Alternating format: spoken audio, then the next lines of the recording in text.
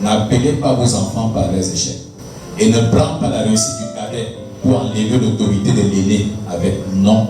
La grande sœur peut être belle et belle à l'école. La petite sœur est aussi belle parce que c'est les mêmes parents qui les ont produits, mais elle est intelligente à l'école. Hein? Mais ne crois pas que la petite sœur qui est intelligente à l'école vaut mieux que la grande sœur. Jamais. Il faut éviter ce genre de caractère. Et même si ce n'est pas le cas, n'appelez pas vos enfants avec leurs échecs. Si l'enfant vient avec 4 de moyenne, ce n'est pas un feignant. Si ton enfant est feignant, tu es un cancre, parce que l'avocatier ne produit pas la mangue. Si tu appelles ton enfant feignant, tu es en train de t'appeler cancre. La puissance d'un père, c'est dans sa capacité de donner à ses enfants la force de traverser là où lui est tombé. Quand tu tombes, tu es tombé dans une rivière, tu deviens le pont pour tes enfants. Ils ne doivent pas devenir tomber dans la même rivière. Ils sont ensemble. Donc il faut veiller à ça. Donc, mon frère, quand l'enfant vient avec 4 de moyenne, tu lui dis, mon fils, ça c'est une moyenne très feignante. C'est une moyenne qui n'a pas de valeur. Parce que toi, tu es un garçon de valeur. Tu vaux 2, 3, 4 fois ton père que je suis. Tu es très intelligent. Tu es une étoile filante. Dans ta salle de classe, il n'y a pas mieux que toi. Tu es fait pour la gloire. Tu es la lumière de cette classe. Que rien ne te frustre. Toi et moi, on va se mettre ensemble pour que tu relèves cette moyenne. Ce n'est pas ton niveau. Tu ne fonctionnes pas à cette dimension. Ce n'est pas ton style. Ton père est ensemble. Ton père que je suis, je vais t'accompagner pour relever ça. Si tu es d'accord, dis-moi oui.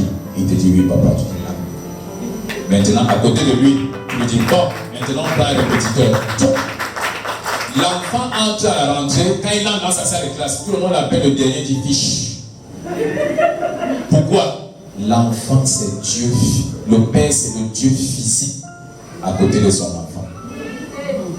Imagine que Dieu vous dise que vous n'avez plus droit à la vie.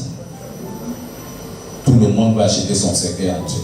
Parce que quand c'est tellement compliqué, on sait au moins qu'on peut prier après une situation. Ils sont ensemble. Mais quand le père te dit que tu n'es rien, tu veux que cet enfant devienne quoi?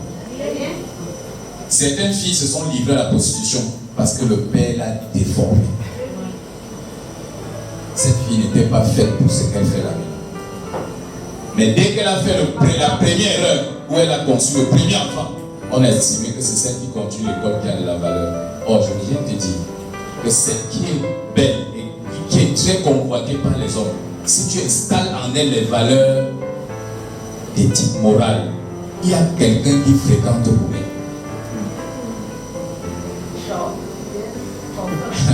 Certaines filles sont nées avec des gloires spéciales. La femme est porteuse de la gloire de l'homme. Donc là où elle est là, elle a la gloire d'un homme en elle qu'elle marche avec. Elle attend de le rencontrer pour façonner et transformer ça chez lui. Est-ce qu'on se comprend? Donc quand tu regardes ta fille, tu lui installes les valeurs qui vont attirer sa gloire. Donc si elle est belle et qu'elle n'est pas intelligente à l'école, tu lui installes les valeurs. Ma fille, bien qu'on soit belle, on doit être courtoise, on est poli, on est ceci. Tu vois? Regarde une fille que tous les jours dans la maison, le père bagarre avec la mère et les insultes et tout. Quand elle sort, on lui dit bonjour madame. Lui, il y a quoi? Tu vois, elle est frustrée, elle est née dans un foyer de frustration. Tu vois? Mais quand une fille est sortie de là où la flamme a montré comment le mari c'est de la valeur. Donc oui chérie, elle répond toujours comme ça à son mari. En public, elle n'a jamais méprisé son mari. Donc même ces filles, quand un homme leur parle dehors, elle parle de qui? J'ai jamais vu ma mère frustrée, papa. Donc voici un homme qui est en face de moi. Oui, que puis-je pour vous? Tu vois la différence de réponse. Donc il faut veiller à ça.